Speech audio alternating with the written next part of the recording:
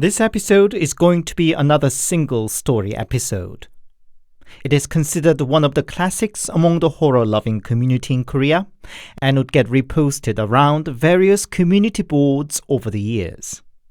It may not be the scariest story, but its sheer creepy imagery that gradually grows is definitely very effective.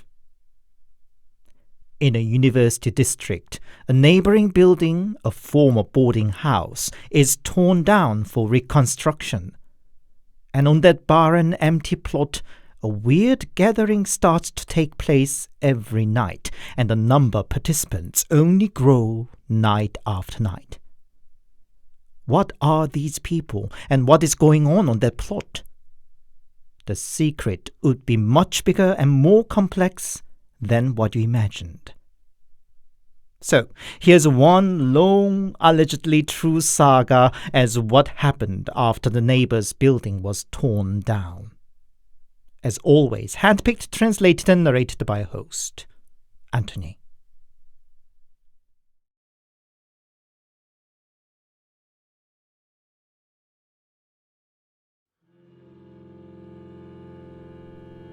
It's from some years ago, when I was a middle school student.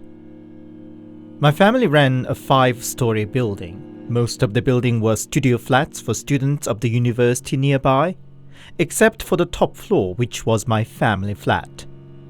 There I lived together with my grandparents, parents, 11-year-old sister, and a baby brother. Across from us used to be another similar studio flat type of building, again catering mostly local uni students. But one early winter, that building was demolished. I heard the owner, a middle-aged woman, planned to major extension of her business or something. All I could see was the neighborhood turned into a barren, empty plot with the piles of cement and concrete blocks and rebar poking out from the foundation like some weird skeletal remains. At the time, I made it my daily routine to make some exercise on the rooftop at night. About 2-3 days after the neighboring building turned into a rubble, I was up on the rooftop to do my exercise as usual. The full moon was bright enough to create distinctive shadows, and I, for the first time, noticed the empty plot across the street. The pale, sharp contrast of light and shadow made it look so much more eerie. Then my eyes caught something. A little boy? Navy and yellow plaid shirt and shorts he was wearing were unseasonably light. I first want to make it clear, I'm far from any spiritual sensitivity. Never seen a ghost and never really cared for any paranormal matters. So, seeing the boy quietly leaning against the concrete wall at one corner of the empty plot was extremely weird. But just that. I just shrugged and carried on with my exercise. About 2 days later, I was on my way home at about 6 in the evening as the dusk was setting. I had to walk past the empty plot to go home. My gaze unwittingly glanced over the plot and saw an old man. He was sitting at one corner, leaning on his walking stick, motionless. What the heck was he doing there? I thought, and stared at him. And one moment, he turned to look at me. Bald-haired and bearded, he looked a perfectly normal old man. I quickly turned my head away and walked on. There was quite a few slightly naughty people in that part of the town, so I just thought he could be one such. That night, I went up to the rooftop to exercise as usual. The moon was still bright. I meant to just mind my own business, but my eyes caught something at the empty plot across the street again. It was the same little boy from the 2 nights ago, and a grown-up man, probably in his 30s. The boy was sitting down motionless, and the man was standing looking down at that particular little corner on the large empty plot. The situation was odd, but frankly they looked perfectly normal, that I didn't think too much of it. I finished my exercise and went to bed. At about 2 a.m, I was woken up by low mumbles from the outside. I'm a shallow sleeper and can't stand noises when I sleep. Unfortunately, there being a university district, it wasn't too uncommon that some drunken students making noises late at night. Irritated, I looked down the window, and there, down on the empty plot, were people, a good dozen of them, all gathered around at the same little corner. They were all sorts of different ages and genders, including the little boy. They were all standing there motionless, mumbling or chanting something endlessly. That was the first time I felt truly disturbed, but I think I still didn't consider it could be anything paranormal. I vaguely thought probably a group of patients from a psychiatric ward might have escaped or something. Following day, on the way back from school, I took a closer look at the empty plot, but couldn't notice anything in particular. Back at home, my parents looked upset. Apparently, they had an argument with a neighbor, the owner of the former boarding house across the street, now an empty plot. I asked them what the issue was, but parents didn't tell me. So, again, just being a carefree teenager boy, I just got on with my own business. At night, I was up on the rooftop for my exercise, but I stopped in the middle of jump rope because I heard people mumbling. All at once, the disturbing memory from the previous night struck me back. I hid myself behind the railing and peeped down. There they were, a group of people all standing around one little corner. No, wait. It actually seemed there were even more people now. It was a dozen or so previous night. Now there were at least 15 or more. I couldn't make sense who they were or what they were doing anymore. People of all different age and gender, standing there and looking down and chanting on something. I think that was the first time I thought of the possibility that they might not be human. It creeped me out so much that I just hurriedly went back down to my room. I went to bed, but couldn't fall asleep because of that endless chanting of the people across the street. When I almost gave up struggling after a couple of hours, I thought I could kinda understand what these people were mumbling. They were chanting, "Eat, eat, eat, eat, eat, eat, eat, eat, eat, eat,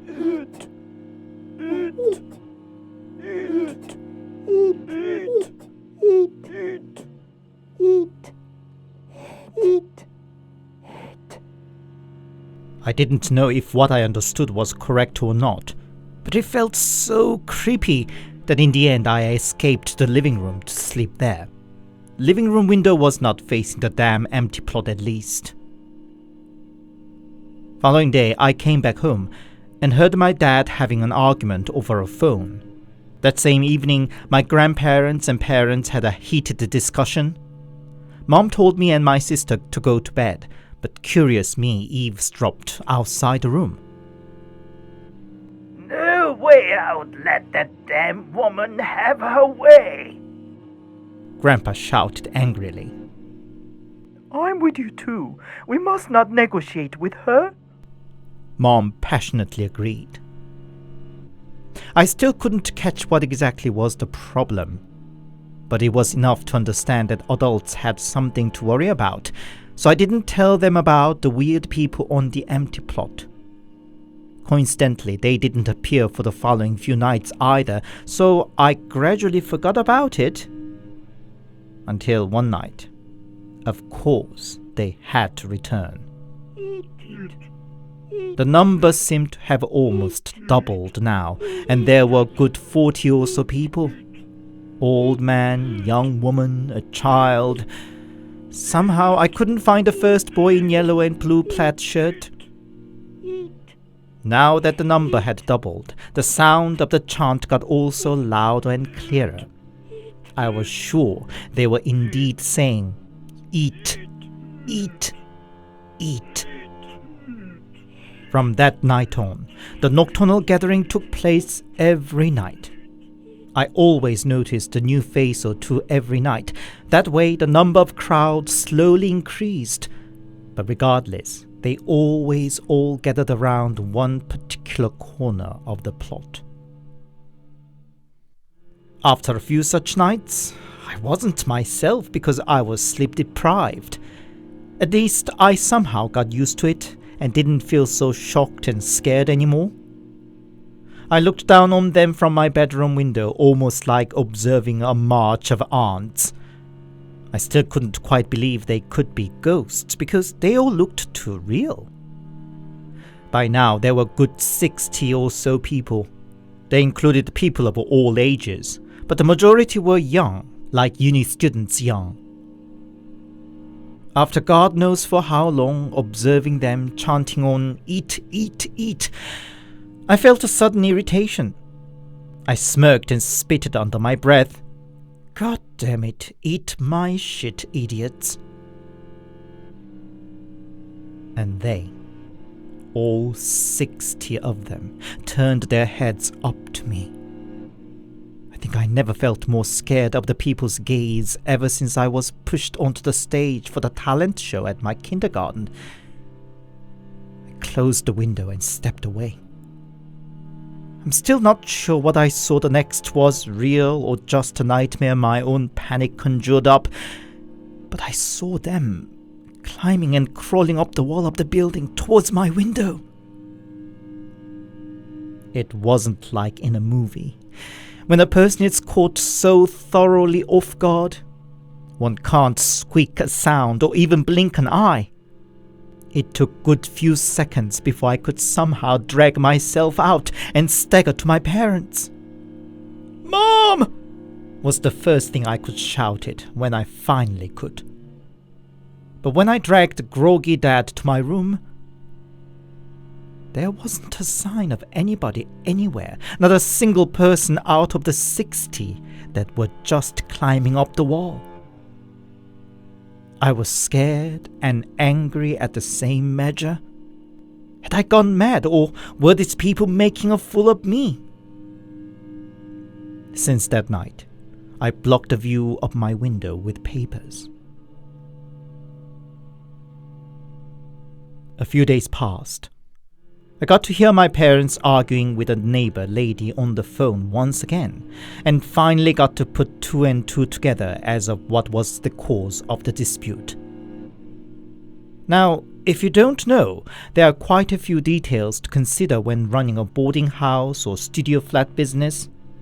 Apart from the obvious, such as the distance from the local university and public transportation and how clean and well maintained the facility, even seemingly trivial conditions, such as if the building faces the south or north, can determine how much one could expect to charge. And at the time, a new unexpected condition was added to the list: if the building was near a high-voltage utility pole or not. Medias around the time reported about the danger of electromagnetic waves triggered by a controversial case of a village right under the giant electricity pylon. So tenants started to take it into consideration if the utility pole wasn't too close when searching for a room. Problem was, my neighbor's boarding house was close to the utility pole. The old building was already close enough, but now that it was to get built bigger, the new building was to stand right next to the utility pole. The neighbor lady was of course well aware how that could put off potential tenants, and was now trying to persuade my parents to agree to move the utility pole towards our building. But there was no way my parents would agree to that when it was likely to affect the property price and the rent negatively. Whatever the adults' business was, all I cared about was the nocturnal gathering on the empty plot and the endless chant from them. I didn't dare to look out since the day they tried to climb over to my window, but from the sound that was getting louder, I could tell the number was still increasing. I just tried my best to ignore it. Until a few weeks later, even weirder things started to happen on that plot. One day I was on my way back home and saw a group of kids gathered around that damn little corner of the plot. They were all looking at something on the ground, giggling and amused. I felt creeped out, but it was still under the broad daylight, so went to check what they were looking at. It was a cat. Mutilated. One of its legs and the head was torn off from the body, and its eyes were bulging out. They were torn off as if by a bigger beast, rather than clearly cut off by a knife. I reminded myself of the chant, "Eat, eat, eat." Were they actually eating the cat, or what? That night, I looked out of the window for the first time in a few weeks. I was shocked to see the gathering had expanded to possibly a good 100 people now, occupying the entire plot. But still, they were all centered around that little corner where the cat's body was found. It was another night of the full moon, and as always, the people looked so real to think they were ghosts or something. But something was still off. What was it? What was... Oh. Some didn't have a shadow despite the bright moonlight. Quite a few of them actually, while others had very distinctive shadow. The following day was Saturday, so for the first time I decided to observe them on if it should mean to stay up all night. Thankfully, it didn't take the whole night.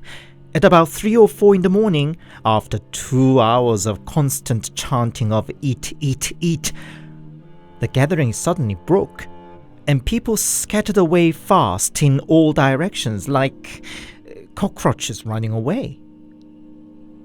Something unholy was definitely going on, but what could I do about it? Just a teenager boy.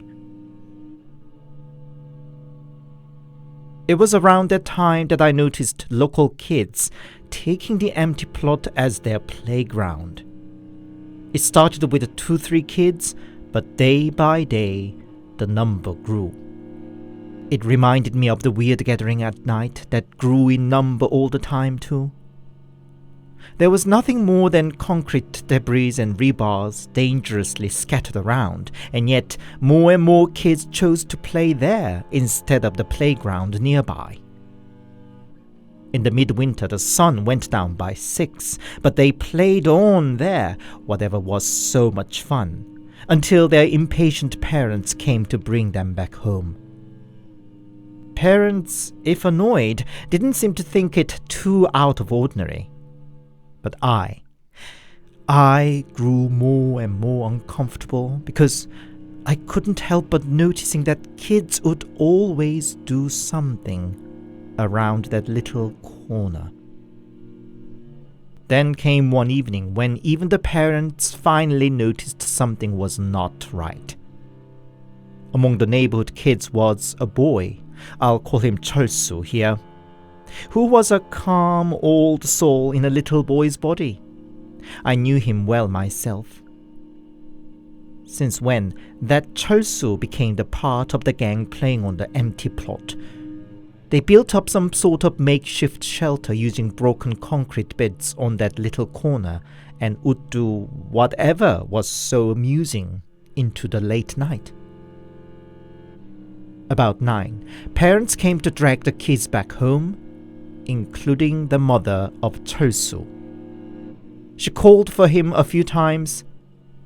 Chol-soo didn't answer. Impatient mother came up to the kids' shelter and with a scream flew in a chunk of concrete. It missed Chol-soo's mother, but she was so stunned that she stopped short. Then a little head poked out from the shelter. It was Chol-soo himself, but nothing like the gentle boy I've known all his life. He screamed, "Don't come! Don't! I said don't!" and threw concrete bits. What even more baffling was, and I could see it clearly because I was watching from my bedroom window, other kids around Chol-soo were laughing and giggling and supplied Chol-soo with more pebbles and concrete pieces. The unsettling scene continued until the boy's father came out and forcefully dragged screaming and kicking boy back home. This incident finally alerted the local adults. Why did the landlady leave the dangerous plot for months on? When was she going to do something about it? But the owner of the plot simply excused herself. There was nothing much she could do in the midwinter. And by the way, the dispute over the utility pole had to get resolved first, you know. So the empty plot remained, and kids continued to sneak in there to play despite more and more parents telling them not to. Things got only more ominous, but only I seemed to notice it. One night, I got annoyed with the endless chant outside and looked out. As usual, a large crowd was there. Then my eyes caught three little figures standing at the periphery of the crowd. While all the others were standing towards the little corner, the three little figures alone were facing outwards. I could see their faces thanks to the light from the street lamp. They were neighborhood's kids, including Chol-soo, who attacked his mother. They were still in their pajamas and motionless. How could this happen? Time was passing midnight. How could these kids sneak out? Soon, the problem came much closer because my 3-year younger sister started to play on the empty plot too. My parents knew about the recent incident on the plot and weren't happy about it, but not enough to sternly ban my sister from playing there. One evening, sister didn't come home past dinner time, and my dad told me to go out and fetch her home. Image of Chol-soo throwing stones at his mom passed fleetingly in my mind. But it was my sister. So I armored myself with a puffer jacket and extra woolen scarf around my head and went out. Indeed, sister was playing on the empty plot. I first called her from the edge, but she didn't even turn to look at me. Shh.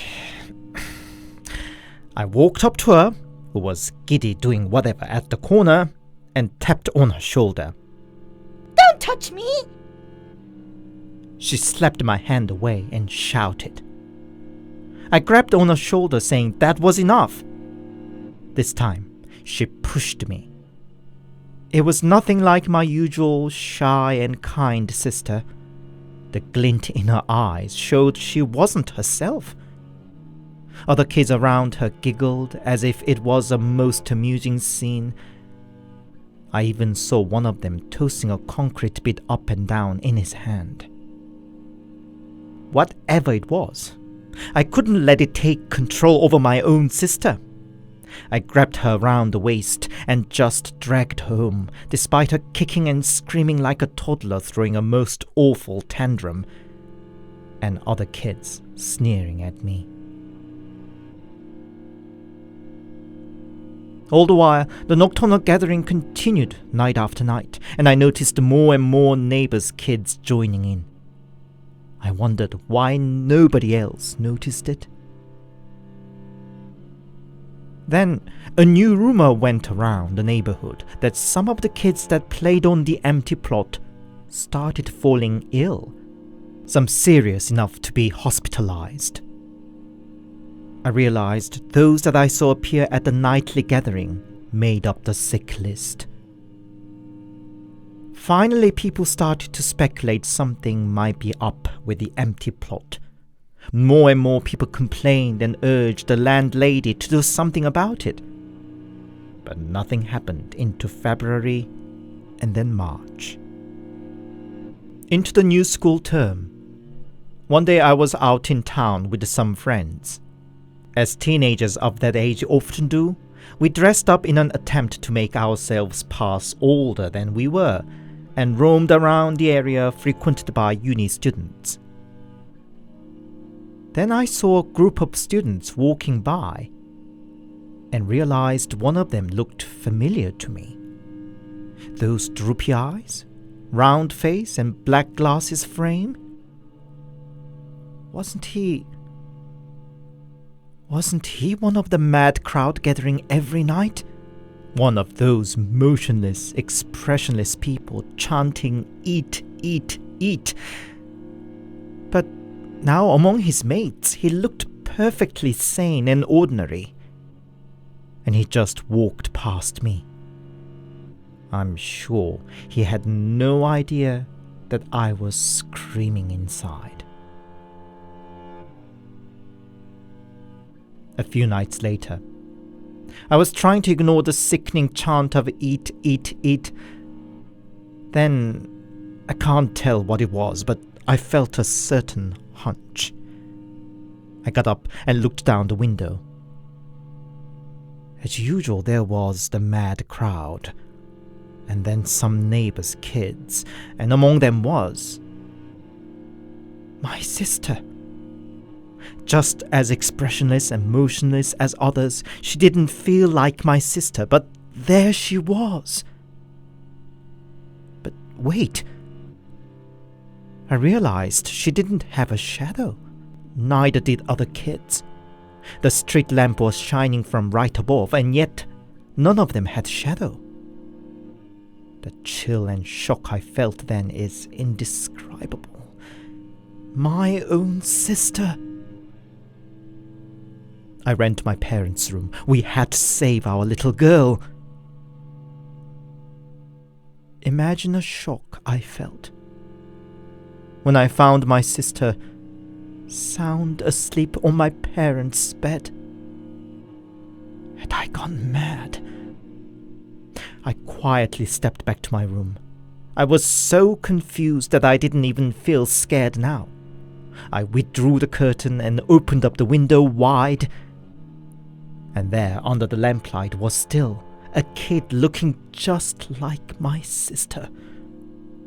And the next moment, she turned her head up at me and smirked. What I felt then was boiling anger. Whatever that was, how dare it impersonate my sister? How dare it try to fool me? I stared right back at her, till she turned her head back down again. I felt a bit better, having won at least the stare fight. Meanwhile, the complaint and dispute in the adult world seemed to have escalated. Many made an official complaint about the landlady doing nothing about the dangerous empty plot. When the local authority intervened, the landlady couldn't just evade as she had been so far. She finally made a move, and that move was rather surprising. She insisted a ritual had to proceed before the new construction could go ahead. While many seemed confused and speculated, I alone felt, right, there was something all along. On the day of the ritual, everybody in the neighborhood came to watch. No wonder the rumor about the haunted empty plot had reached a fever pitch by then already. The landlady invited a famous shaman or a monk, somebody, and the monk let out a loud gasp as soon as he stepped onto the empty plot. The landlady next to him looked nervous. "Are you saying people used to live on this plot?" Monk said. The landlady's face turned pale, but her thin, clenched lips didn't open. "What a place! It's full of them. You really ran a boarding house on this? Where are your former tenants now?" Monk said. I don't know, the landlady said, more like a whisper. Monk bursted out angrily. "Contact them all! Call them all over here. Also, all the kids that played on this plot recently. I can't do anything until then." It took nearly a week before the landlady could contact and gather people up, including my sister among them. I felt chills looking at the crowd because that was almost exactly the number of the nocturnal crowd. The young uni student I randomly ran into on the street was there too. The monk took a look around them and said, "These are not all. Where are the rest?" The landlady avoided Monk's sharp stare and nervously looked towards the crowd. "Where are the rest?" Monk wouldn't let it go easily.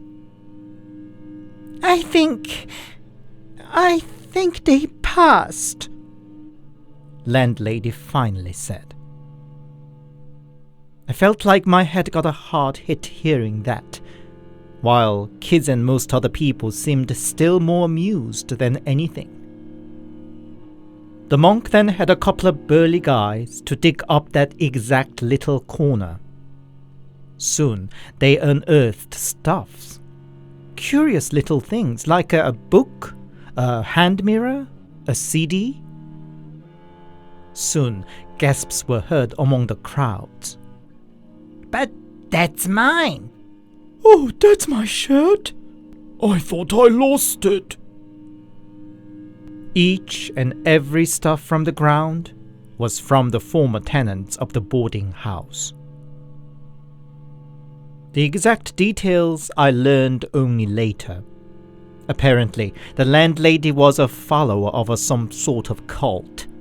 She got an advice, or a spell, from the cult leader as how to boost the fortune of her business. Steal a private item from her tenants and hide them together at certain spot of her household. Personal item takes on the life energy from its owner, and gathering them from various different people accumulates and multiplies the energy. Being the landlady, she could access her tenant's room with a master key and stole a small item from each, small enough not to raise a suspicion. Delving into that kind of spell without the knowledge and power to control is bound to run into a huge trouble, the monk said sternly.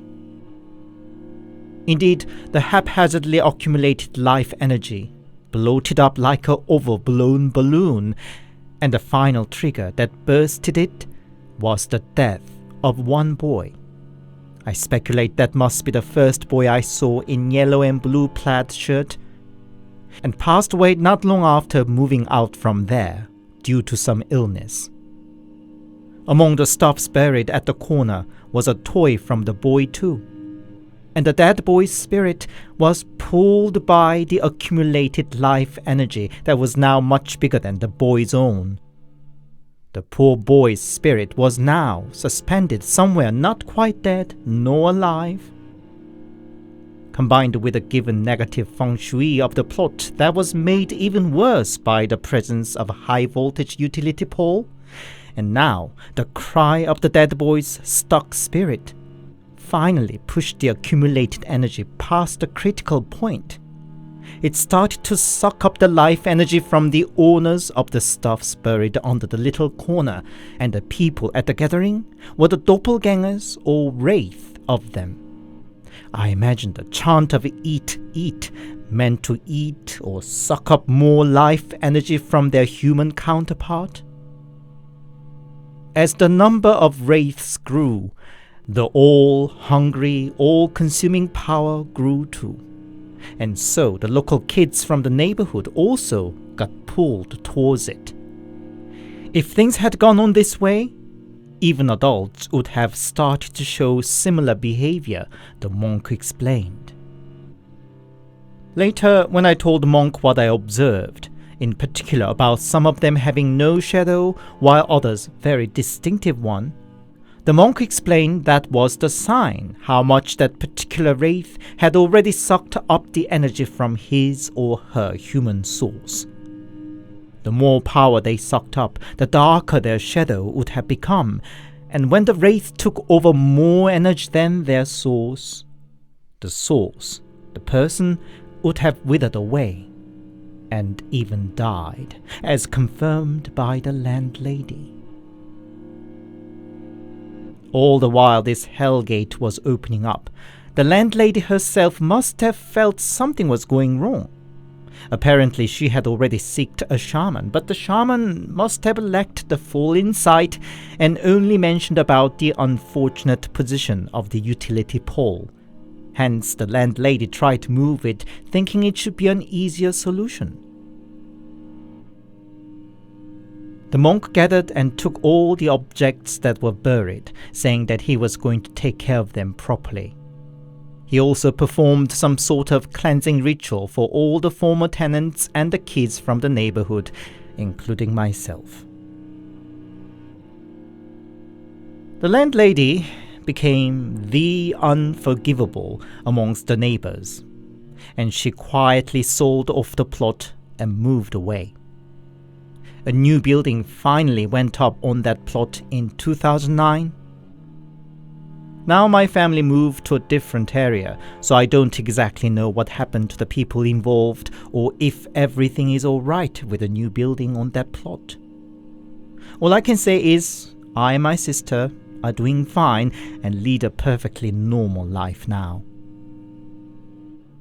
Just as an addition, from what the monk told me, the dead boy must have had rather lonely and unhappy life. His desire for life and company must have played a certain part in the sequence of events. And the reason only I could see him and what followed must have been because I had a similar wavelength as the boys.